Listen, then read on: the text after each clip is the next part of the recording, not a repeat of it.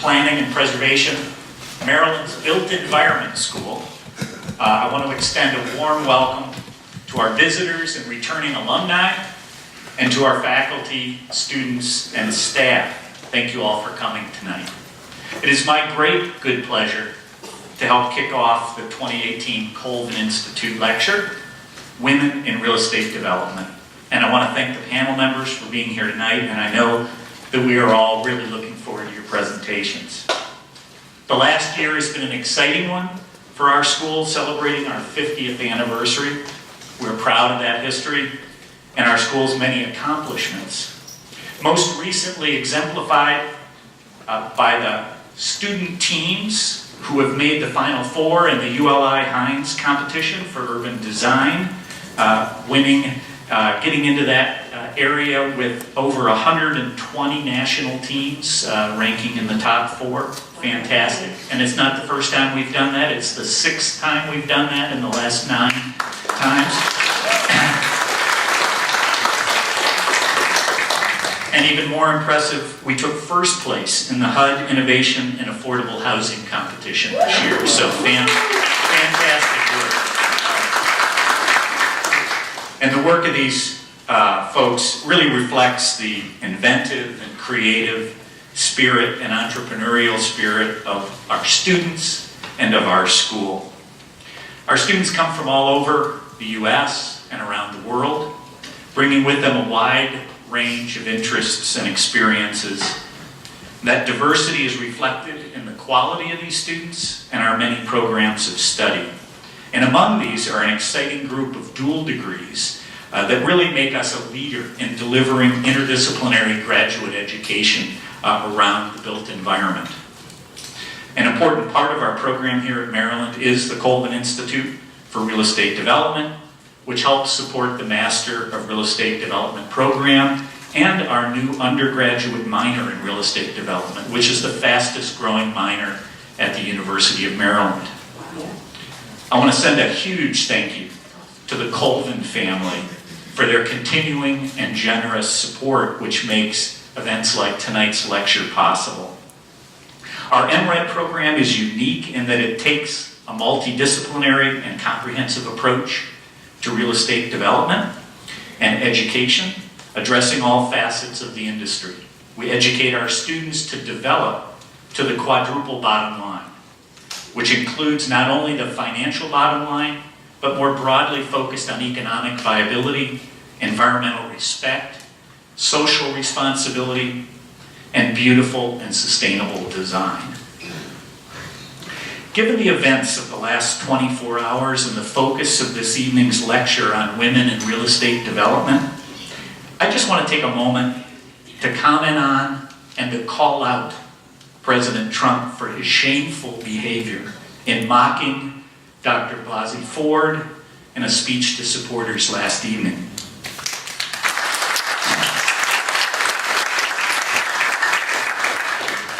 While I was, and shouldn't be surprised, I was simply stunned by this most recent demonstration of the president's demeaning buffoonery and bad behavior toward Dr. Blasey Ford and ultimately to all survivors of sexual violence. I urge you to do all in your power to help make the upcoming election, the results of this, the largest class of women ever to be elected to the U.S. Congress.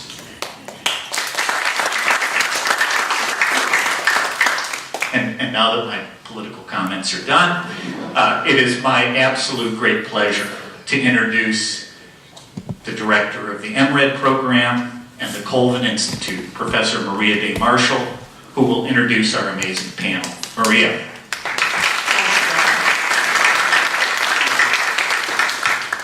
Don, thank you for your introduction and your support of the Colvin Institute. I want to welcome you all to the Colvin Institute 2018 Fall Lecture. And this year we are featuring women in real estate development. We have a panel of very distinguished women who are leaders in the real estate development industry and who have years of experience to share with us tonight. So thank you, ladies, for being with us tonight. This panel exemplifies the purposes for which John and Karen Colvin established the Colvin Institute. John Colvin was a Baltimore-based developer, and he wanted to link real estate education with the real estate development community. So he and his wife, Karen, established the Colvin Institute that supports research, industry outreach, and student enhancements for the Master in Real Estate Development Program. The Institute is named after John's mother, Naomi Colvin, who was a leader in the real estate industry herself. She was the first woman to be licensed as a commercial real estate broker in the state of Maryland. Yes. And she was truly an inspiration. She possessed only a high school education, and yet she shattered the glass ceiling. So it just goes to show you what we can all do if we make an effort. There are a handful of people who work for the Colvin Institute in the real estate development program and keep us going every single day. And so I just want to mention them. We have Carrie Chard, who is the Assistant Director of the Colvin Institute. Carrie, where are you?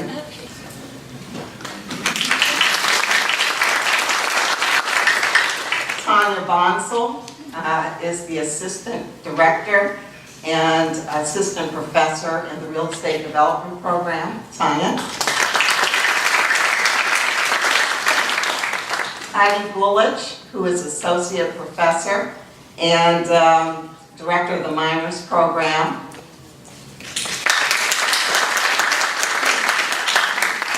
Rod Boulin is Program Assistant for the Real Estate Development Program. Rod. And then we have several graduate assistants who work with us every day, including Matila Matu. Matila. Catherine Rickman. Casey Huntington. Raul Chawla. Nelson Tiamori. And Stephen Bernard. So at this time, I would like to introduce the panelists. Their bios are in the program, so in the interest of time, I won't read the bios, but they're there if you want to learn more about these very distinguished women. So I will start with Pam Askew, Senior Vice President at W.C. Smith. Good evening. Layla Kuhn-King, President of Victory Housing. Good evening. Caroline Kinney, Managing Director and Partner at Urban Atlantic. Hi. And I want to thank you, Caroline, for pitch hitting for Vicki Davis, who is tending to business matters tonight. That's right. And then Julie Smith, Chief Administrative Officer for the Bizzuto Group. Hi, everyone. All right, so we're just going to dive right in. And I'm going to ask you, Julie, what interested you in real estate development and how did you get involved in it? Well, like many of us, maybe not many of you in the audience because you're actually working towards a degree in real estate. I sort of fell into it, quite honestly, and started working for a company called the BF Saul Company, which was a company that's been around the Washington area for a long time, through just a recommendation of a friend who said, you'd be really good at this, I'm going to introduce you to somebody. And so I sort of fell into the business and quickly found that it was a natural fit for me. And so I actually entered the business on the property management side, but working for the salt companies, ended up moving down to Fort Lauderdale, Florida, which was being heavily developed at the time. It was when sort of these new luxury apartments were really a new thing. And so when you work in even on the property management side, new development, you quickly learn a lot about the development business. So that was really sort of my start. and I later ended up from the Salt Company being recruited by another company called Oxford Development Company, which no longer exists, but at the time they were sort of one of the top developers in the country. And so it was really there that I really learned about development. And Tom Bizzuto was one of the regional partners at Oxford Development, and in 1988 he started the Bizzuto Group, so I joined in 1989. So and we're a very small company, and when you work in a small company, and Caroline will certainly be able to attest to that, you really learn to do everything. When you're developing a project, everyone is at the table for a long time. And I would really say that it was during those years that I really learned the fundamentals of developing real estate that we still rely on today. Thank you. Caroline? So I came into this industry by way of affordable housing. When I went into undergraduate, I thought that I wanted to be a legal aid attorney. And then I worked for one for a summer and checked that off my list. But still had an interest in sort of community development. And it was through that interest that I learned about the world of nonprofit affordable housing developers. I went to school in Chicago, where there's a very strong sort of industry of phenomenal community developers, affordable housing providers. And so I started work at one of those, and I picked the organization that I really wanted to work at and took a job not doing housing development. I knew that's what I wanted to do, but I really wanted to work for an organization that excited me. So my first 3 years out of college, I did fundraising and communications, and it really has served me for the rest of my career, that ability to distill big visions into messages for outside parties. So I eventually did start doing housing development. I got my master's in urban planning and policy. Went to work for a private developer for a few years that was doing large Hope 6 public housing developments in Chicago. And about 13 years ago, started interviewing for jobs on the East Coast. I'm from nearby. And Urban Atlantic is the company I landed at. So I've been there for that long. I wouldn't have thought that coming in. But it's been a phenomenal company to work for, and I've been in development, specifically development management, the entire time. Thanks, Caroline. Layla? Okay, so just in terms of how I got into real estate to begin with, I actually always, when I was all the way back in college, I wanted to be a planner, so I was planning to go to planning school, and my father had this idea that I should also get a law degree because, according to him, city planning was not at the time, it was not the days of Robert Moses, and not necessarily the place to have the impact that you might think you have. But so I actually ended up coming out of law school and going into corporate law, and wanted to had started focusing on real estate law, always wanted to get into the real estate side. Did a first year of corporate law and then moved to another law firm that would allow me to do real estate law, and focused on that, and was able to just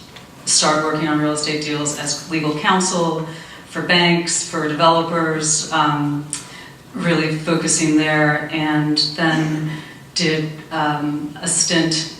I still wanted to be in sort of the nonprofit side of it for some reason at that time, but and that seemed to have carried throughout my entire career. But I went on to do 4 months as in landlord-tenant court for a pro bono assignment from the law firm, and it was sort of that experience of representing low-income tenants and representing them in proceedings against the housing authority and proceedings against landlords, a lot of it just about rent, but had to learn in New York City a lot of the different rent programs. And that just gave me a different sense of affordable housing and all the programs and the financing structures that were there. So started looking after that to try to get into affordable housing, did more pro bono, did a tax credit deal when I was at the law firm, and ended up going to an intermediary to do program planning and affordable home ownership business planning, because that was where I could find, that was where I was able to find a spot in that. It was actually interesting, people didn't trust that somebody coming from a corporate law firm actually wanted to do so it was a hard transition in that way. But once I did that, I stayed working more from the affordable housing standpoint, the council standpoint, building programs and planning side. And so worked at an intermediary for almost 5 years, then went on to work at a bank side doing the CRE, community development, lending and program planning. And then, on that side, just had the exposure to, again, just really the financing side, but very national deals and more of the tax credit side.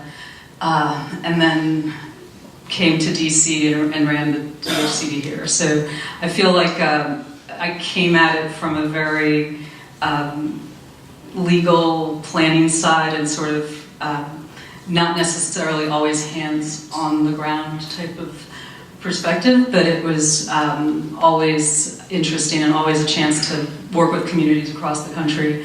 And then getting to DC, I think, was really a government actor in that process, and just that I've just continued from there. I think that for me, it's not necessarily how you get to it, because I think at all the deals that we do at Victory Housing, we do very complicated transactions for very small, technically small deals compared to the scale that most people operate at. And I just think that that's all affordable housing and community development. You have to bring all those pieces together. But that's really how I got into it. The legal bills are disproportionate to the project size, that's for sure. Yes. That's what we'd always track. Pam? So, as a child, it bothered me to see homeless people sleeping in front of boarded up buildings. So I went to University of Maryland 30 years ago.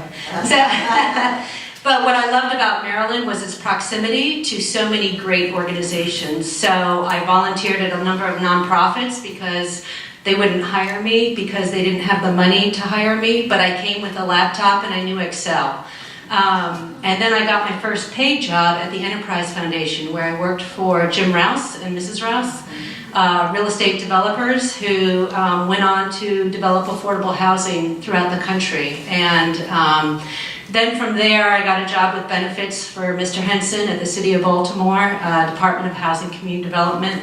And then went to Fannie Mae and went on the finance side, but knew I wanted to be outside at a job site.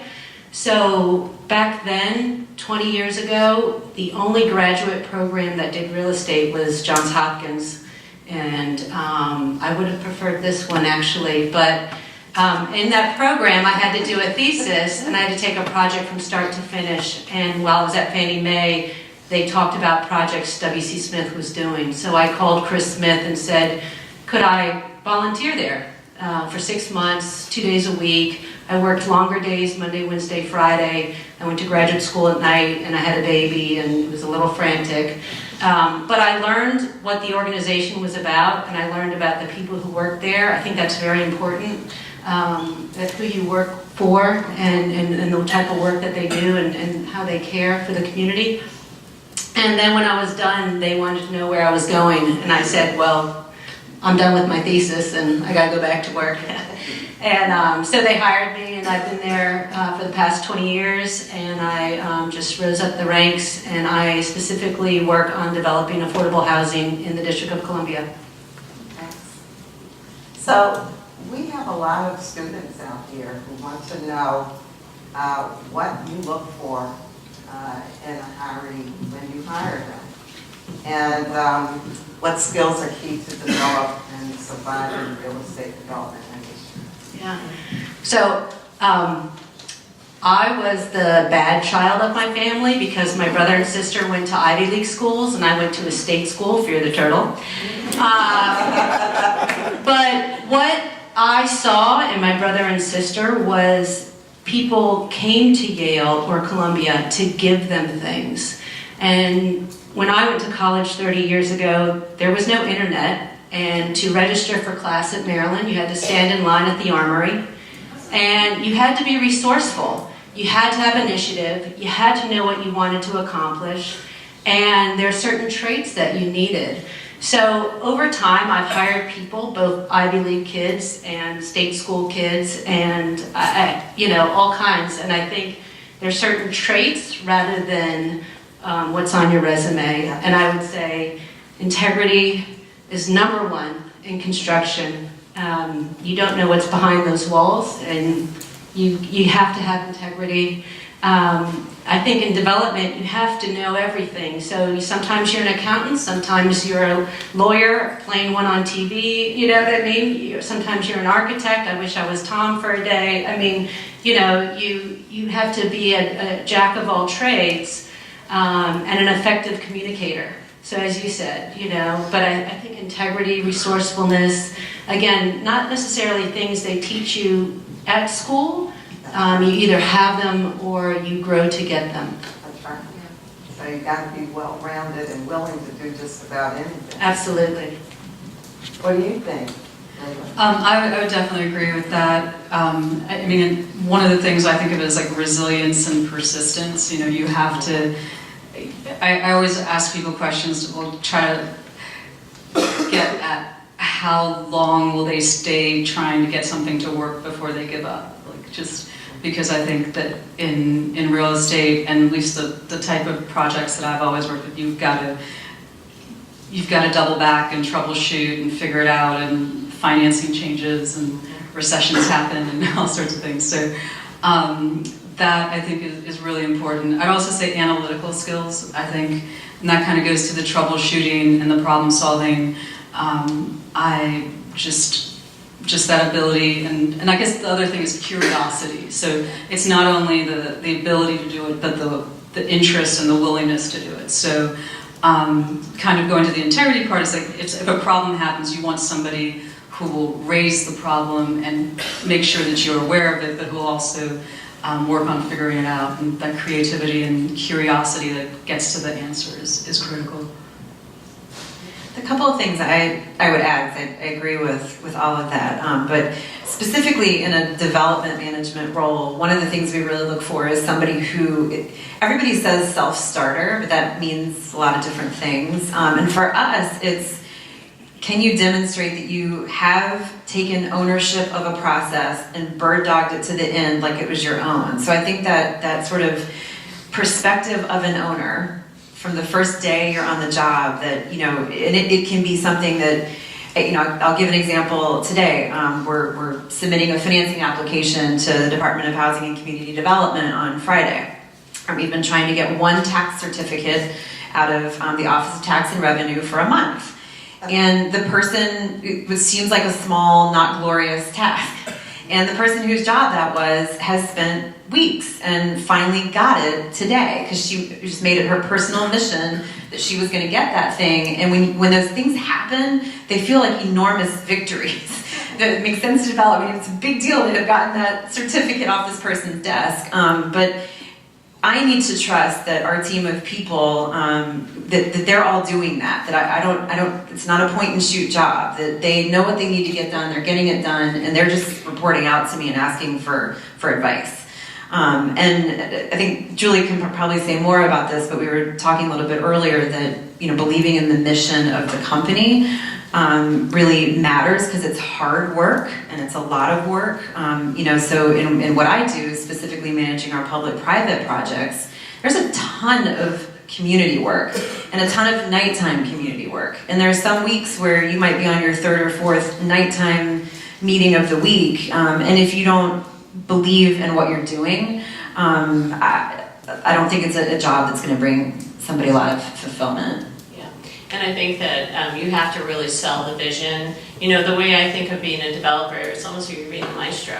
you know, you have an orchestra in front of you that has to make beautiful music together, and everyone has to bring their best to that process in order to have a successful project at the end. And so, you know, I think it's really important that that you have the vision, that you understand the vision, and that you're able to really communicate the vision, and that you're a strong enough relationship person where you're able to develop relationships with every stakeholder at the table so that they want to work for you, because there are times where you need that permit. You can't get started without a permit. You can't get started without, you know, without closing your deal. And so there's so much grunt work involved in the development process that you have to, you know, you have to be a really good person along the way, because people have to work hard for you, and they have to work in the evenings, and they have to work on weekends, and you're going to ask them to go back to the drawing board. Particularly Tom and I were talking about the hours that you spend, and so we're doing, you know, mostly market rate housing, you know, hours and hours and hours at the architect's office, redrawing and relooking and challenging the process, and no one's going to want to do that unless they really like you. So you have to be good to your team. So I think that that's really important. And then I think that you really need to have empathy. Yeah. You really do need to understand that it's a tough project. You have to understand the challenges that your general contractor is facing. You have to understand, you know, the challenges that everyone in the process. You have to understand why the community doesn't want you there, or maybe why they think they don't want you there. And because it really does help you at the end of the day sort of get everybody on the same page. So I think really being empathetic and sort of understanding how to get, because you have to convince a lot of people to do a lot of things. Like you need to give me $100 million to build this project. So you know, so everyone has the same vision. So I think that you have to be and then you have to be a really, really good organized manager, because time is of the essence and the clock is ticking. But I think, you know, you can't do it yourself. And you gotta get a lot of people working really hard for you in order for it to happen. And then you really need to celebrate it when it's done. Yeah, celebrate big time. Yeah. It takes a lot of time. Yeah. It's hard work. Yeah, and there's a lot of steps along the way, and you want to celebrate those too, when you get your permits, and when you know, that's why groundbreakings and topping off parties and ribbon cuttings and all of those become so important. And when you go to those events, everyone feels like, you know, they had a part to play, and if you play a role in the project, it's really, really gratifying. So you really want to be very, very grateful for everyone who's on your team.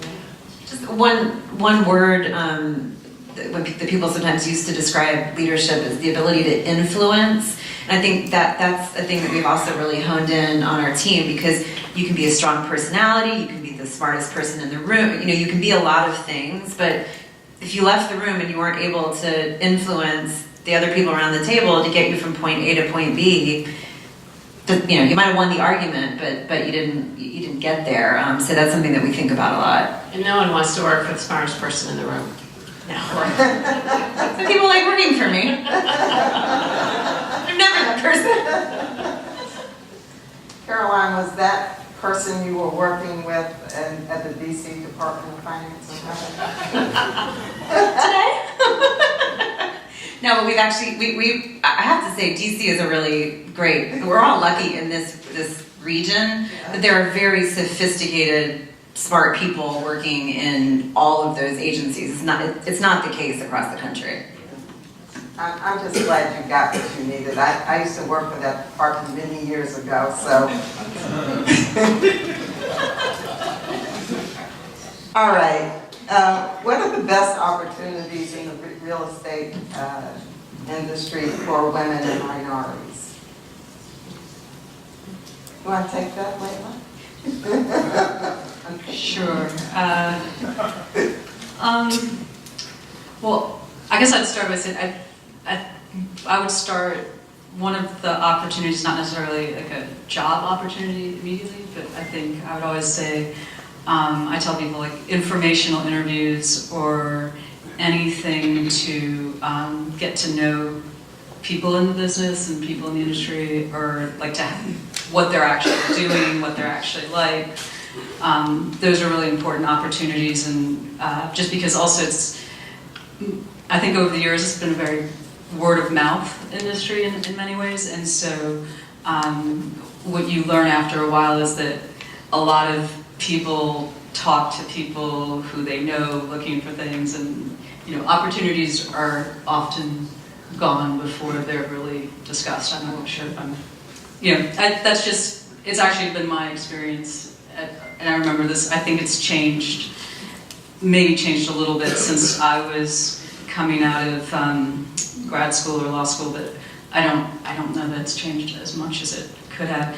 I think there are a lot of opportunities with larger companies. I actually think that that's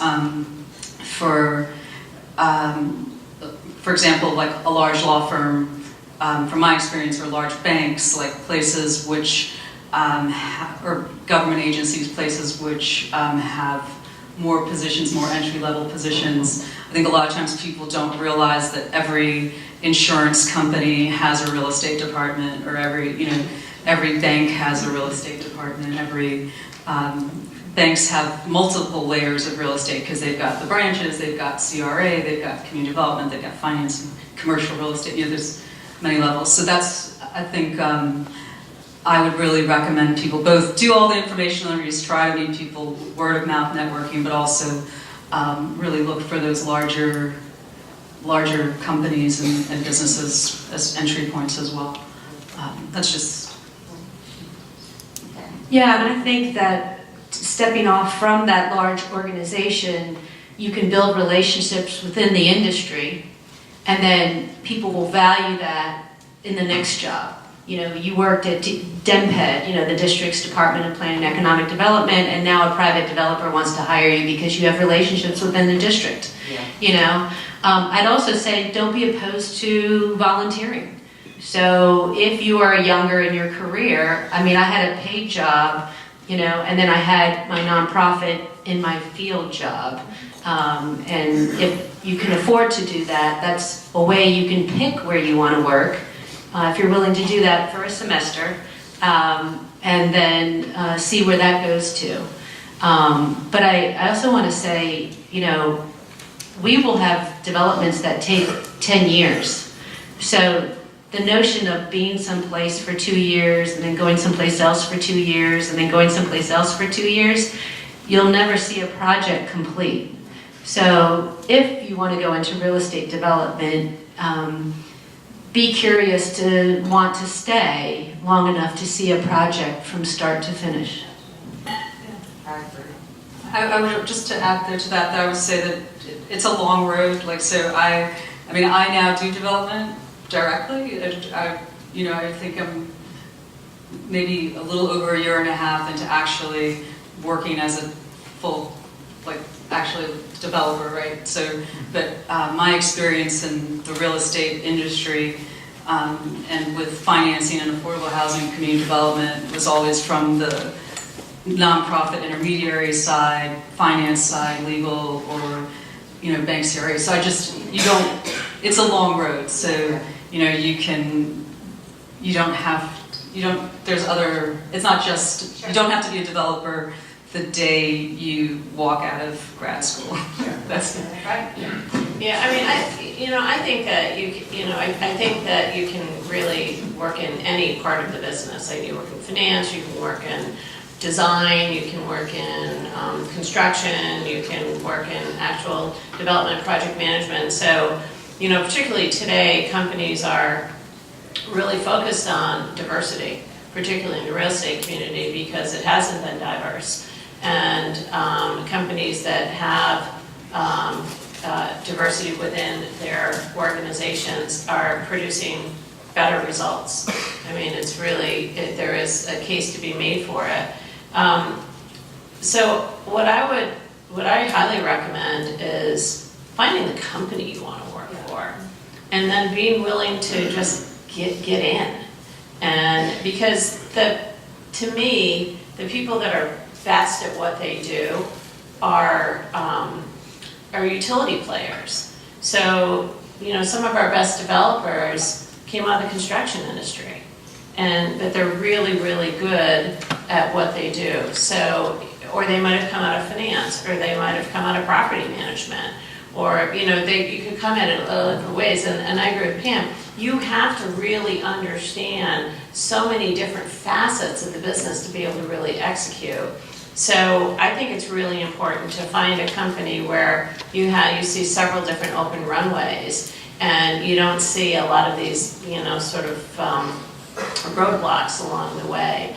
And then you can, you know, get in, prove your worth, and then you can make your intentions known.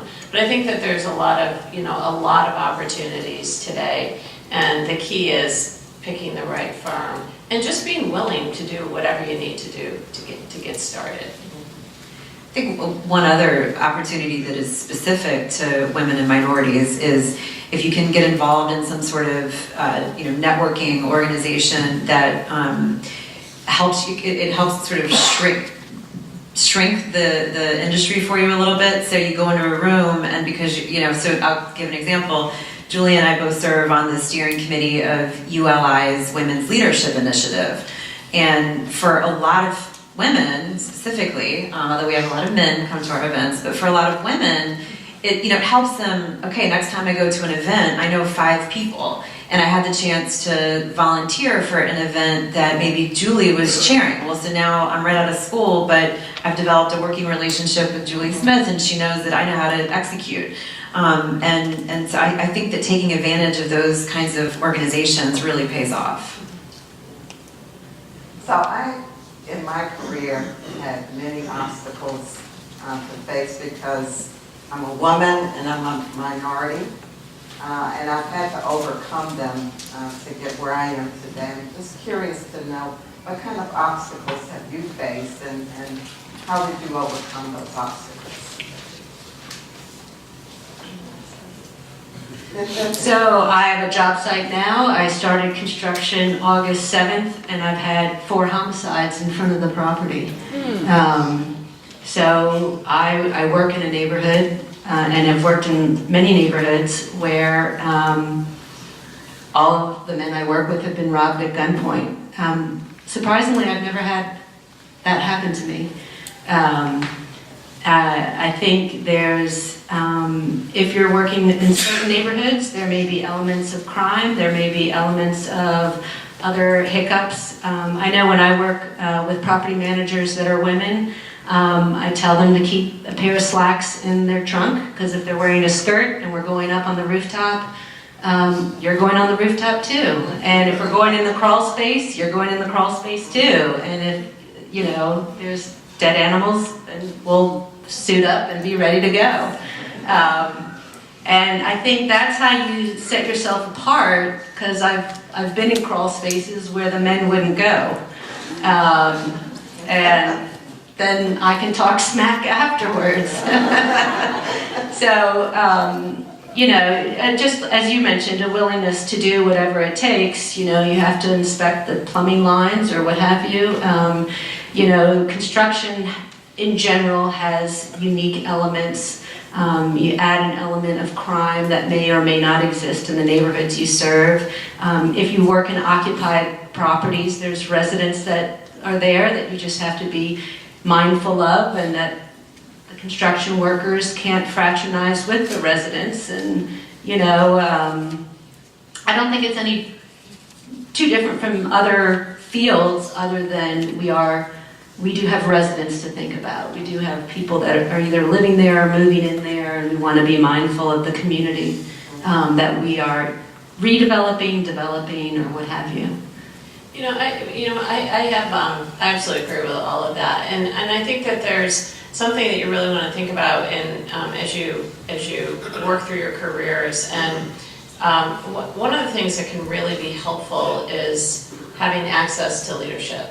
And so for me, I've had to really rack my brain for experiences that I thought I sort of struggled as a woman in real estate, and I can't really find them because I had a couple of jobs that I just didn't stay at because I just didn't like the people, and I could tell I just wasn't going to be successful there. So those were sort of short-lived in my early 20s. But at Mizuto, I always had access to senior leadership, and I became very comfortable. And Tom Mizuto still is probably one of my closest friends. He's certainly been a mentor and a sponsor to me, and probably someone I respect more than almost anybody.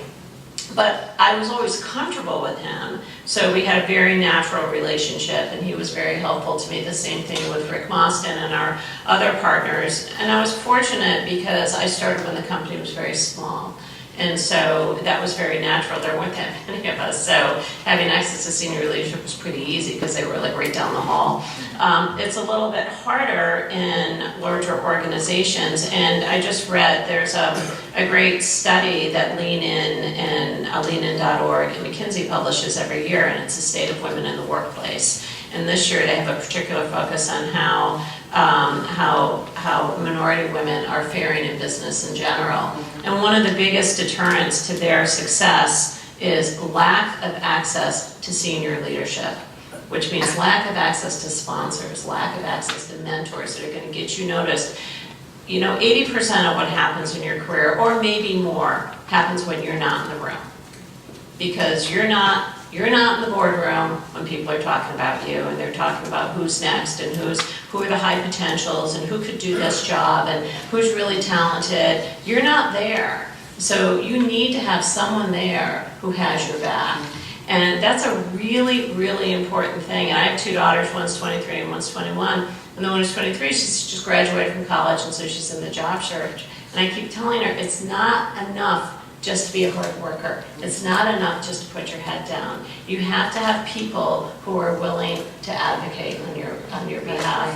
And that seems to be harder for women in organizations. It seems to be harder, according to the study, for minority women and perhaps more minorities overall. But you need somebody who is going to vouch for you, and you got to find that person. And the only way, you're going to have to take some personal risk, because you're going to have to ask for that informational interview with someone who is senior in the organization, but you want to be noticed. And senior leaders really appreciate that kind of gumption and that and it's not really bravado, but you're taking some personal risk when you do that. And the real estate business is all about risk, right? All about taking risk. So getting comfortable taking personal risk, I think, will pay dividends.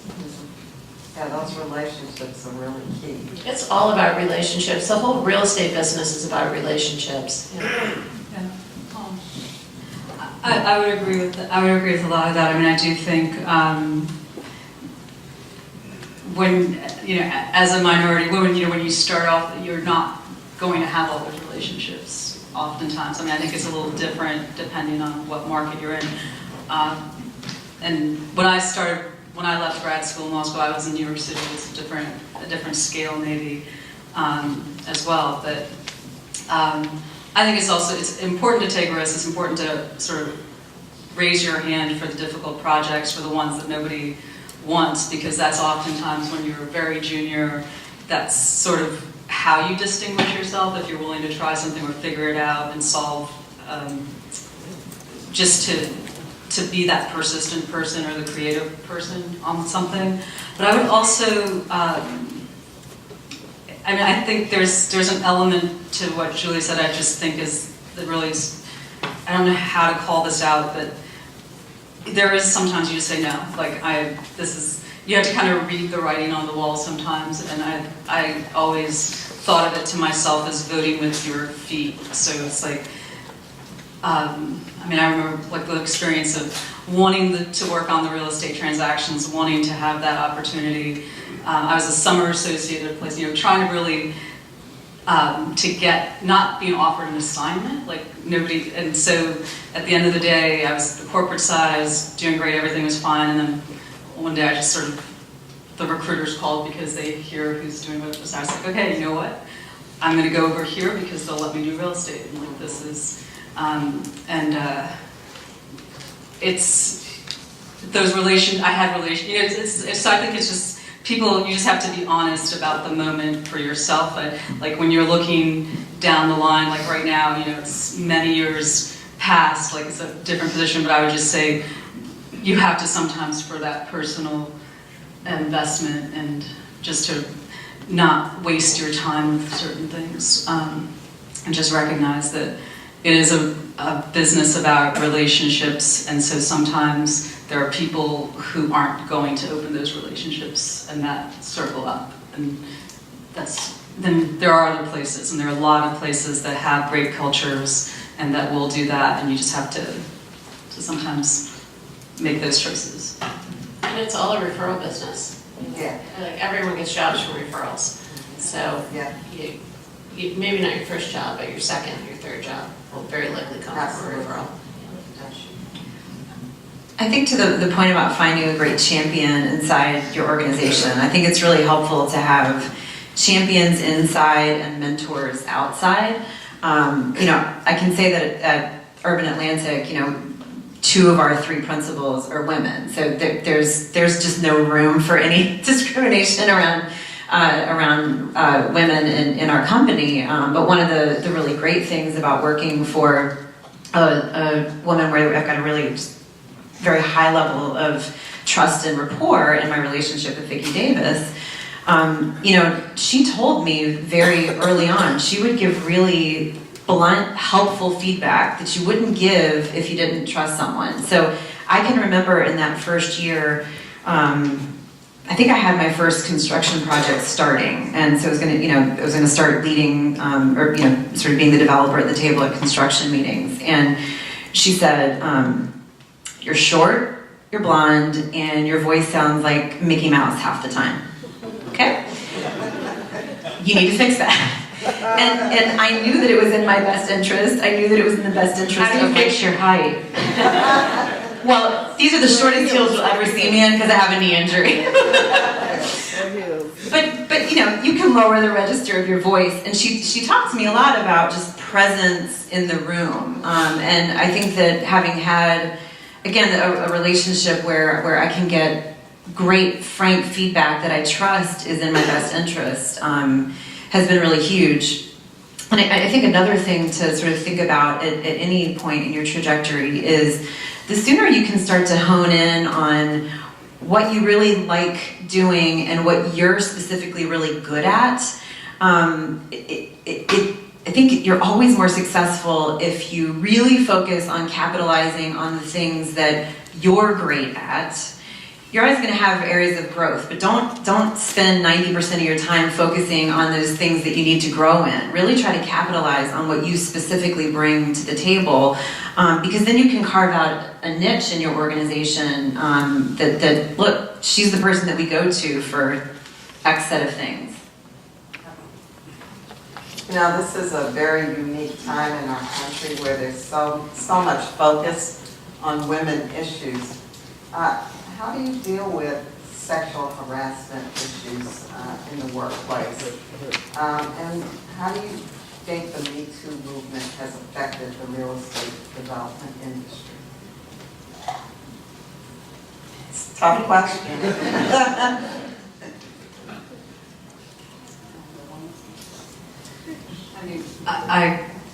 I'll start answering the first question, and I would just say very carefully, as running an organization, we have, just from the HR side and just the sensitivity and paying a lot of attention to what's going on, if people, making sure that there's clear investigations and documentation of anything that happens. So I think it's different from a managerial side, in terms of that lens that you have to really be very careful and measured, but focused on creating a culture, and making sure that you're kind of guarding for a culture of openness and collegiality and all these good things. I do think, as sort of somebody who works in the real estate industry and has worked in the real estate industry for a long time,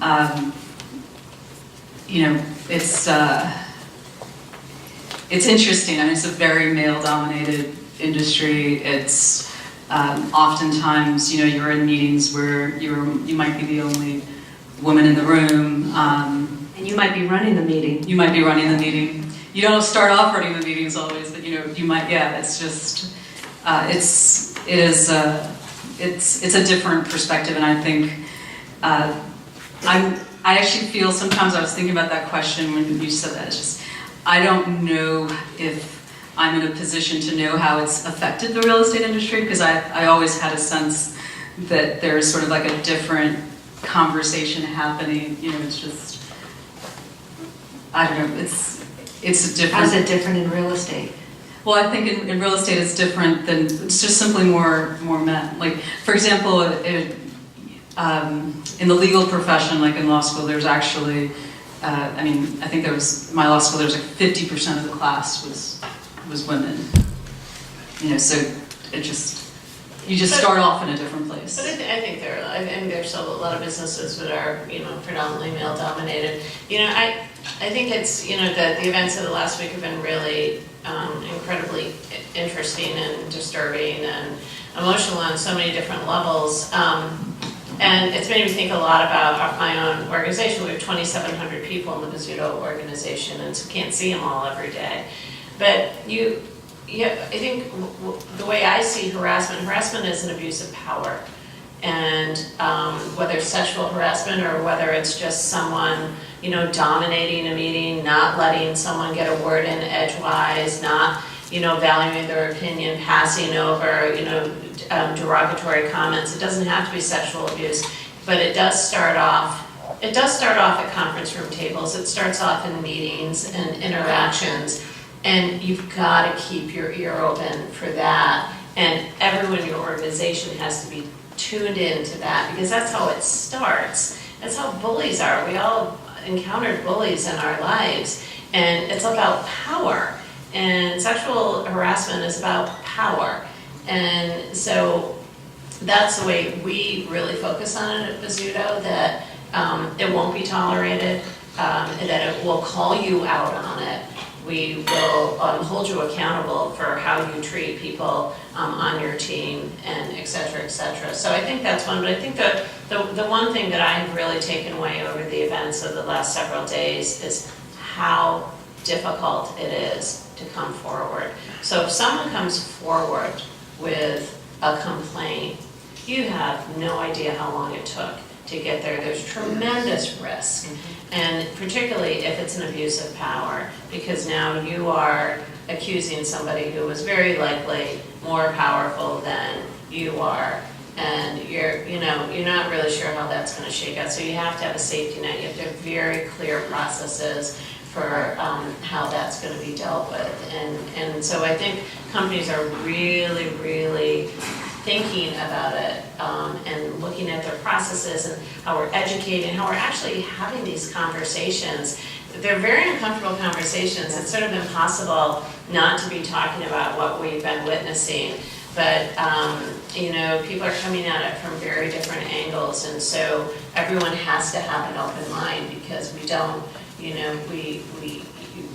have to sort of understand what's where everyone is coming from. And so it's a very complicated issue, but I think that if someone comes forward, a man or a woman, and it happens with men too, men find themselves in the same situation. Men bully men in organizations. It happens all the time. It's just, it's powerful people preying on weak people. And so I think our understanding of what that is and how it's tolerated in organizations is something that we have a lot of control over.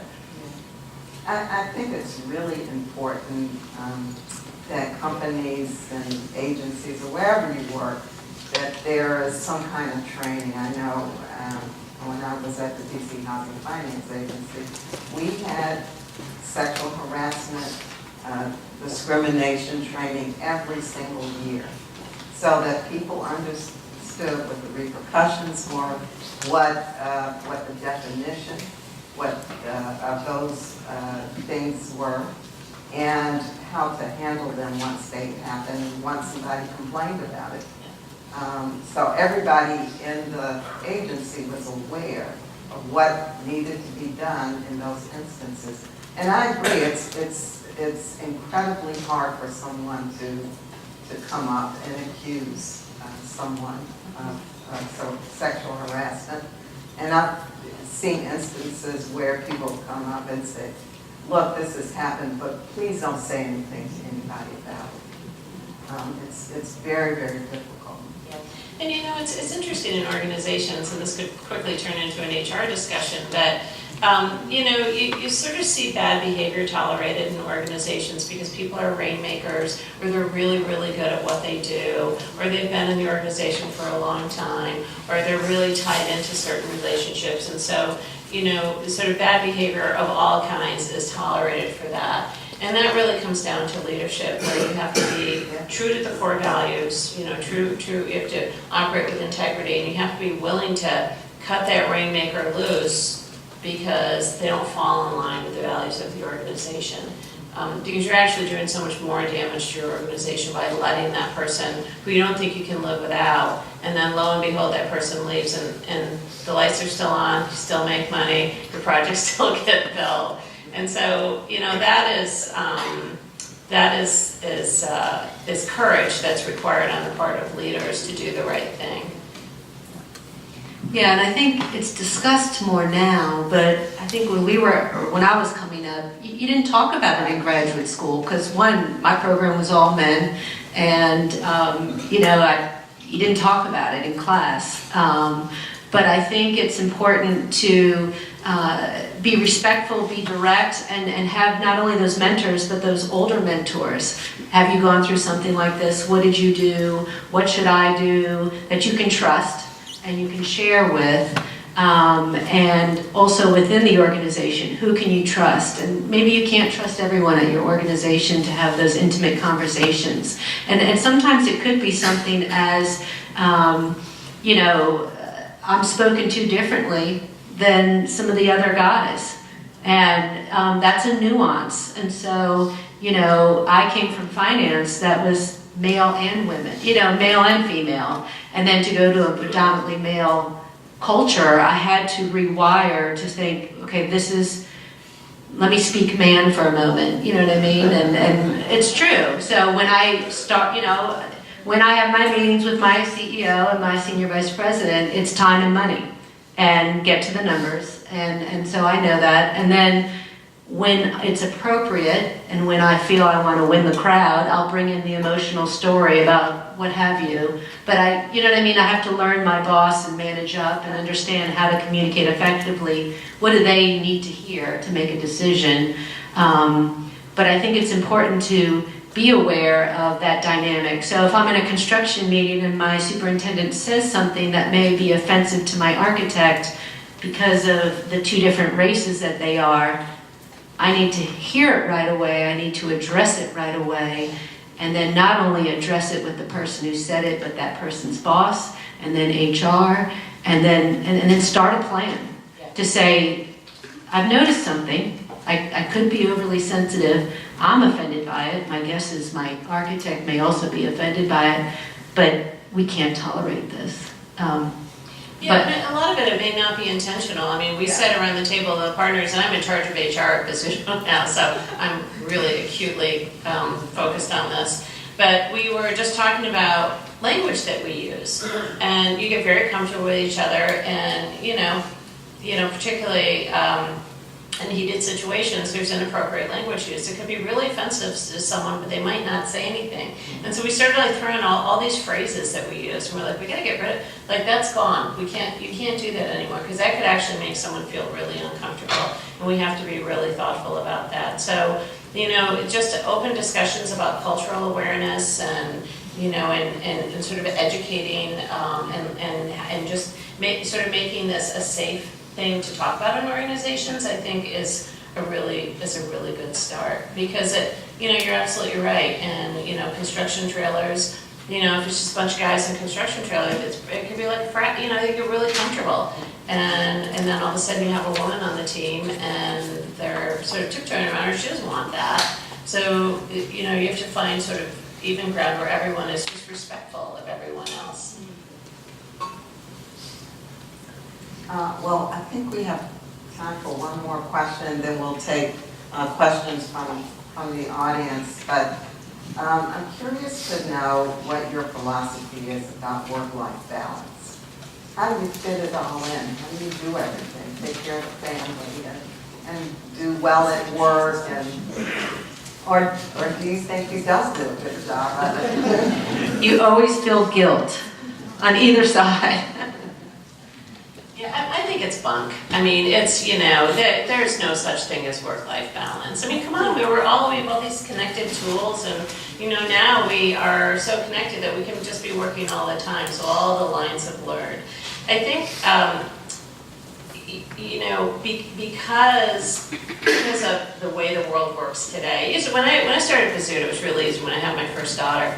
It was great because we had one car phone that Tom Pizzuto was the only one who really got to take the car phone home. It was one of those big ones. Remember those big car phones? Yeah, they'd probably be like $20,000 on eBay now. But so and we didn't have portable computers. And we didn't have any of the technology, and so we had these big 386s that sat on desks and that sort of thing. And so when you left, what was in your briefcase was maybe your reading materials. But I remember when my kids were little, I would come home and I'd drop my briefcase by the front door, and then I would just transition to my home life because I couldn't really work. I could only work if I stayed at the office. Now it's really different because we have iPhones. Some companies you have your personal iPhone, then you have your work iPhone, and then you have an iPad, and then you have a laptop, and then you might even have something else at work. So it's work-life control, and the person who is in control is you. Your employer cannot give you work-life balance. You have to figure out what the boundaries are, and I have countless discussions about this with younger people in the organization because they're looking to us to provide the balance. But, that's impossible. It's really different for everyone. I'm an early riser, so I like to have a big old steaming cup of coffee in the morning, and I'll shoot off emails at 5:30 in the morning. I do not expect them to be returned. It's just that I'm clear in the morning, so it's a good time for me to work. But I really shouldn't be held responsible for any work done after 10 p.m. because I'm too tired, And so, everyone is responsible for managing their work and their personal life, and it's not just kids. I mean, it could be aging parents. It could be it could be a sister that you're taking care of. It could be, volunteer work or other obligations that you have in your life. That's probably the easiest way to really look at it. But you're the person who has to create the boundaries, and that's a really hard thing to do. And that's why we all look for other people to solve these problems. I remember when my kids were really little and I was complaining to Tom Pizzuto, which was probably a mistake, about I wasn't really sure how I was going to do it because I had 2 kids under the age of 2 in diapers, and we were a small company, so everyone was still doing everything, and I was bleary-eyed tired because my kids weren't sleeping, so I wasn't sleeping. And I just looked at him and I said, I don't know what to do. I just don't know how I'm going to be able to do this. And he said, well, you're the only one who can figure that out. So let me know when you have a plan. And so I was like, well, maybe I'll go home and sleep on that one for a little bit. But it was true. It was great advice because he couldn't solve he didn't know all the intricacies of my life. He wasn't going to be able to come up with anything useful for me. I had to do it. So, and I would just say, just don't. Some weeks are tough and some weeks are better. Some days are good and some days are bad. So try not to get too overwhelmed. Take it a step at a time. The development process gets very, very, very heated. And then, then you sort of get into it, and then something else happens.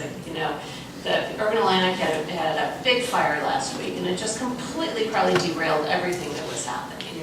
And that's what happens. And so you just have to realize that there are going to be weeks that are really, really crazy, and everyone will be just fine.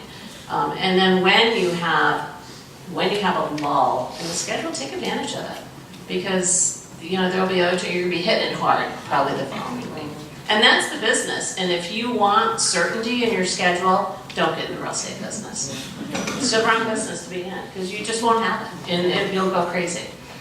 Yeah, I think it's important to communicate what your interests are, what your boundaries are. So when I started 20 years ago, I worked for a private real estate company started by a dad, now run by his son, and the officers all went to St. John's, which at that time, all-male school.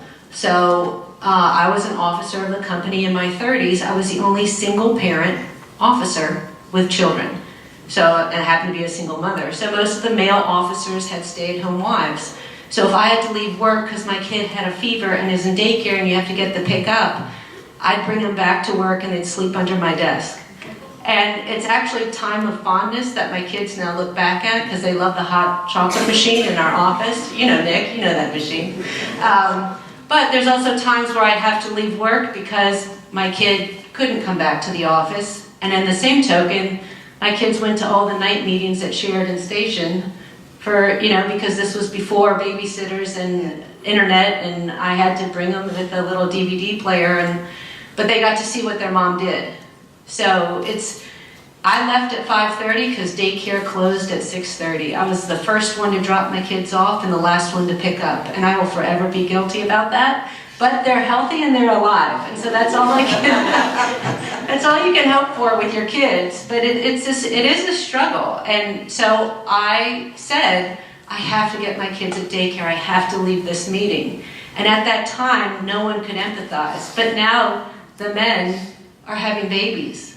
And the funny thing is, they leave at 4:45. And I'm like, you don't even have daycare. Where are you going? Well, and you know, one of the issues is, you know, and it's still, if you read the Lean In report, you know, one of the real challenges is getting women up into senior positions because, you know, it's sort of coincidentally you're raising your family and you're also sort of in your peak career years all at the same time, and so it's really, really hard to juggle both of those things. And you know, and women are still shouldering most of the responsibilities at home, so it just puts the additional burden on. So I honestly feel like I made zero money for many, many years because I paid it all out. You know, I had a nanny and I made sure someone came and cleaned my house, and you know, I just paid as much as I could, and I just realized that I would, you know, have nice shoes later on in life, you know, that I had to give up something. But that was a good strategy for me because I was traveling and I needed more certainty in my life. But yeah, you know, you do have those times where, you know, I've been guilty of sending a kid to school with enough Advil to get through till 2 in the afternoon, you know, just keep a fever down because you had a big meeting. And we do things we're not proud of, but I mean, these kids, you know, these kids all survive, and you know, and they've got good stories, and they need to have stuff to throw back in our face later in life anyway. So we're just giving them a lot of good material. I think outsourcing is huge, and no one should ever feel guilty for that, because you need to. You're working so much that it's something that you need to do. And you know, I think another thing is to clear enough space in your head to be intentional about crafting what fulfillment looks like for you. And I think for most of us, it's not balanced. I agree. I don't think it exists. But take whatever it means for you to have just some headspace to be intentional about how you're crafting what your life looks like. It's really worth it. I'll just, you know, sort of say personally, I had my 40th birthday this year, and coming into this year had this real moment of, you know, the last 20 years has been go, go, go, go, go, go, go, go, go. I need to take a step back. And I wish I'd had that bright idea 10 years ago. But you can figure it out and you can control it. And the guy in my office that does leave at 5 o'clock to get home to have dinner with his young kid, his way of doing it is he gets back on the computer at 8:30 and maybe knocks out an hour or two if he needs to. And that's fine. I don't care that I'm still there when he left because I know he's going to get his job done. Yeah.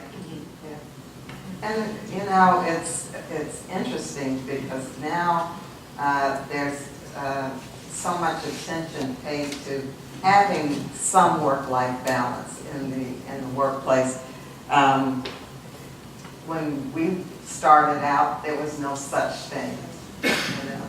We just had to make it work some kind of way, and you do. You figure it out, and it may mean that you're up working late at night, or up first thing in the morning, or taking some time out to go get your kid to do something for them in the middle of the day, but you figure it out.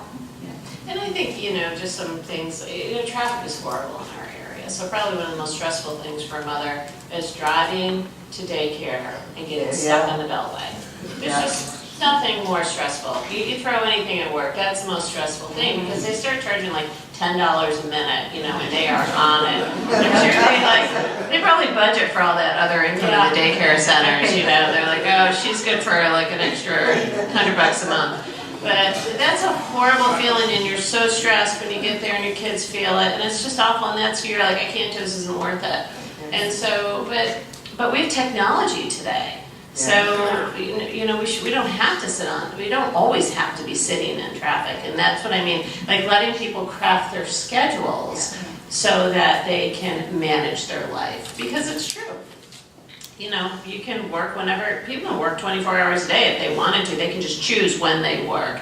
And I think, you know, there are things that happen on construction sites if you're doing like a concrete pour or something like that. You know, and this isn't just women, we have as many stressed out men in our construction company because they're trying to balance their families and everything else. And if they have a pour at 7 o'clock at night, then why aren't they at the job site at 7 in the morning? That's crazy. They can come to the job site in the afternoon, but we need to give people permission to manage their schedules and then to respect the schedules that they've set. And if you're, you know, if you're not 100%, then you might suggest some modifications, but let them at least try and put together the plan. And I think that gets to all of you will become leaders in your respective fields, and having that empathy of, you know what, I struggled with daycare.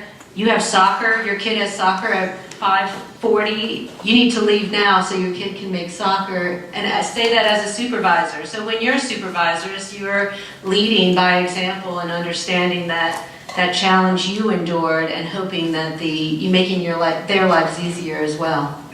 Layla, you want to weigh in? I was gonna say one of the last things, when my last boss before this job was the first boss I ever had who wouldn't send emails after 6 o'clock unless it was an emergency.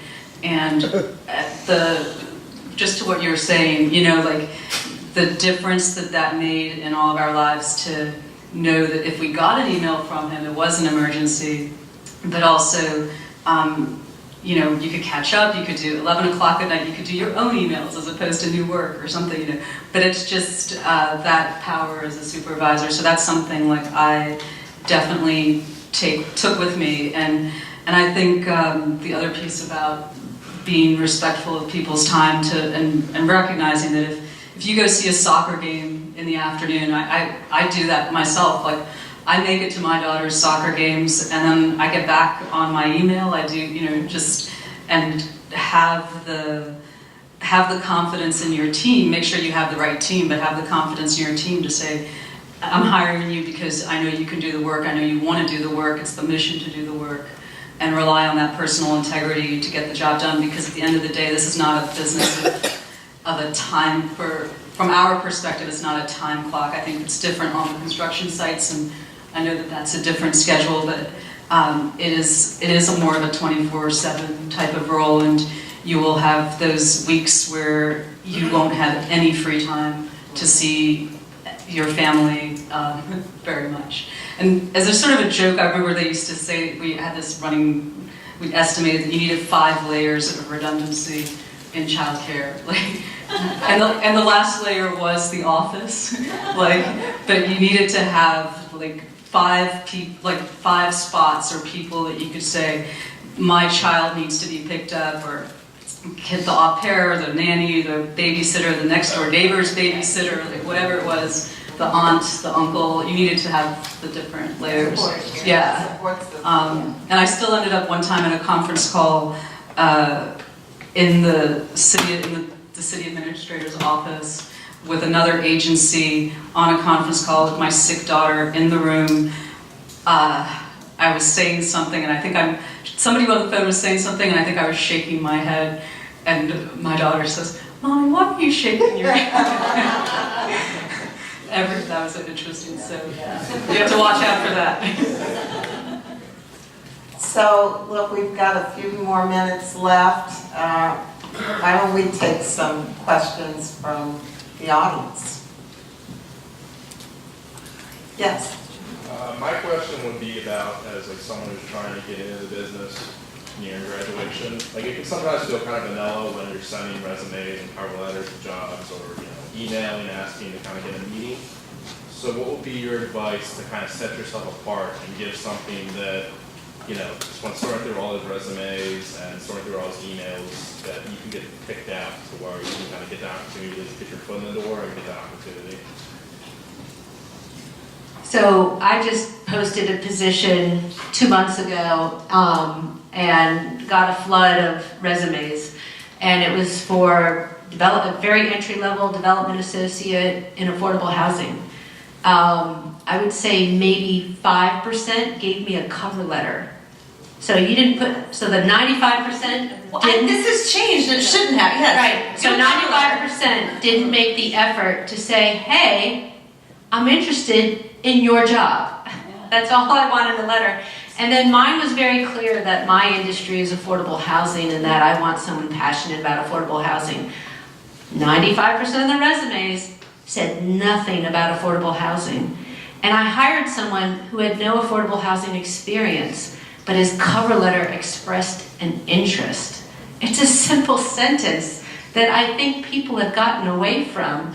And what the person I hired had was serving underserved communities, doing community development, having writing skills, having analytical skills, and having integrity that I could, he testify, he is a police officer and testified of an attorney general's office. You know what I mean? So, you know what I mean? There were traits that made me hire this person. It wasn't necessarily the pedigree, but I was shocked how no one wrote cover letters. Yeah, it's amazing how many times I've seen Pizzuto spelled incorrectly, which is, it's an immediate no, in case you're wondering. But, another tact, because, we do build things that we are very proud of at the end of the day. I mean, Tom and I were talking about it earlier. One of the great things, particularly in residential, is that we are building homes for people. This is where people live. This is where their lives happen. There's so much that happens. Home is, that's your anchor, it's your sanctuary, that's what we call it in our company. So there's a huge responsibility that goes with that, and there's huge pride that we take in creating these buildings that stand the test of time. So developers love their own buildings, and if you were thinking about a tact, you might, if you're researching a developer, you might really get familiar with their work, and then reach out to the developer and say, I'd love to come talk with you about this particular project. I love it. I've toured it. This is what I find really interesting about it. I'd love to hear more about the process. And, it's like talking about your kids, You're such a cute kid. Can I hear more about them? So, because it shows like passion. I love the work that you do, and I'd love to be a part of your organization instead of just like sending out these blank resumes. Because you can really tell when someone really, really cares. So learn, decide who you want to work for, and then just stay at it and figure out a way just to get into a conversation with somebody. Because if nothing else, they'll say, Todd, I met this guy last week. I think he's really talented. He's got a lot of potential. Let's bring him in. I think also taking advantage of internships is huge. We have hired a lot of interns because it gave us a chance to see somebody was great, that they were a good cultural fit. So I should actually shout out Sarah, who's in your program now, is interning with us. And she actually had researched our projects when she came in to interview. So I think that's a huge one. And then I think really leveraging informational interviews. Tap every single person you know. Informational interviews go a long way because people really do talk and say, man, we need somebody. And everyone we've gotten either came through a referral, an internship, or a recruiter. I don't know that we've hired anyone just blind from a stack of resumes. So it goes a long way. And don't think that people won't make time for you. I mean, I spend so much time having coffee with people who want to talk about careers in real estate, and I feel like every time I'm on a panel, I'll be tapped by a couple of people who say, hey, can I buy you a cup of coffee? I'd really like to talk a little bit more. And I mean, that's part of our responsibility as leaders, to give back to the community and to really help the next generation of leaders. I'm a little older than Caroline. I'm looking at an even bigger birthday.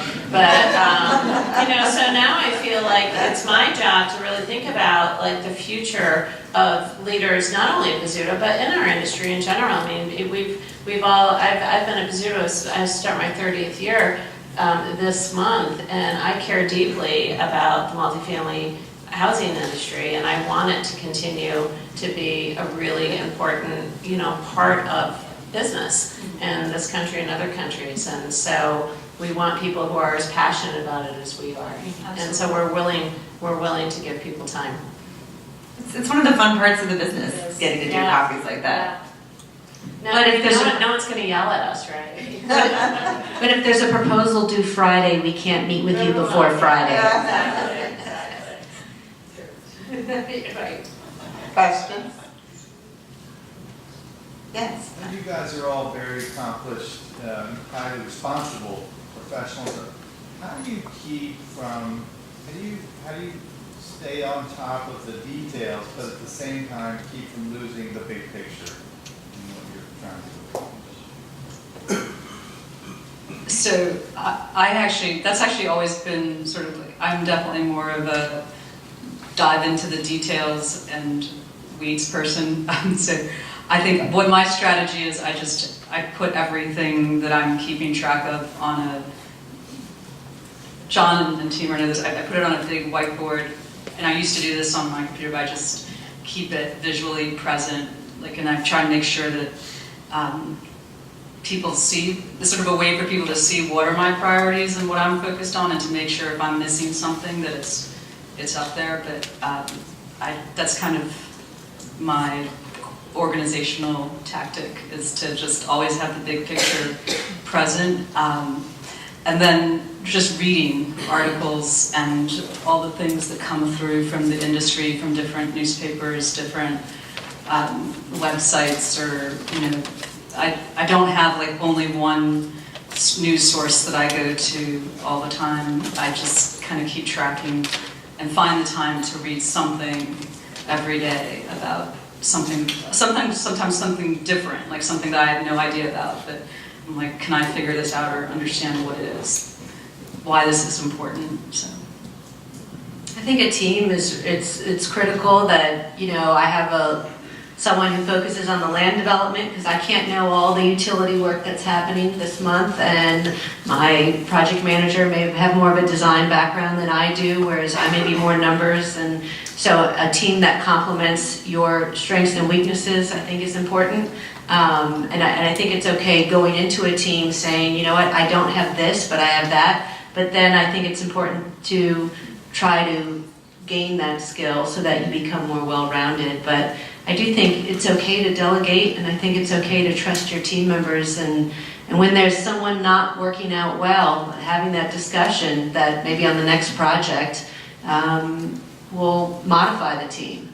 Yeah, I think, I sort of the way I look at it, I mean, I like to stay big picture, because I really consider that's sort of my job right now, and I have to sort of see what others can't see, and I get my inspiration from being out traveling or going out to eat, or, I shop, but we're in the retail business, so it's okay. It's sort of work. But so you really have to be out there, so you know what's going on, and you have to really understand sort of trends, and so you do need to get your head up. I think in terms of the details, it is important to delegate, and it's important to follow up on what you delegated, so that because a lot of times people say, well, she said she was going to take care of that for me, but if she didn't, then it's still going to fall on you. And then in terms of, priorities, I never want to hold somebody else up. So if someone is sort of stuck waiting for me to do something, then I make that a priority, because I don't want to be the bottleneck. It's just that the development process, real estate process, is just a mountain of details. And so one of the biggest challenges is sort of filtering through to figure out what absolutely has to happen to keep the process moving. And that just takes time in the saddle to learn that. Yeah, I think developing a mindset of literally every day I'm starting the day by thinking about what's critical path on X, Y, and Z. And yes, this rabbit hole is interesting, but it's not going to get us to the next critical path. I think that Tom has observed this. It's part of my job in our organization to be that person, because I'm always pulling people out of the people that are much better at design than I am, but pulling them out of the weeds to what's happening next. And so I think that team balance of people who are really good at the details, and then people who are thinking about the larger, sort of system and project trajectory is really helpful. But the more that I think you can just sort of cultivate prioritizing your thinking and your time and getting ahead of things, it is a really valuable skill and development to be able to cultivate. And I think I heard you say that leadership. Yeah. So if you're taking that big picture look, but managing the people, I think the first question of what you're looking for in a hire, someone who follows up without being asked. I should have mentioned that. But then when you're in that position, having that leadership to bring the team, and leadership can't just be done through spreadsheets. It has to be spreadsheets and people, and that gets to that empathy that you mentioned, and having that interaction and the good social connection with people. Well, I'd love to take the next question, but unfortunately, we are out of time. Some of our students have to get to class. So I would like to thank our panelists. Let's give them a hand.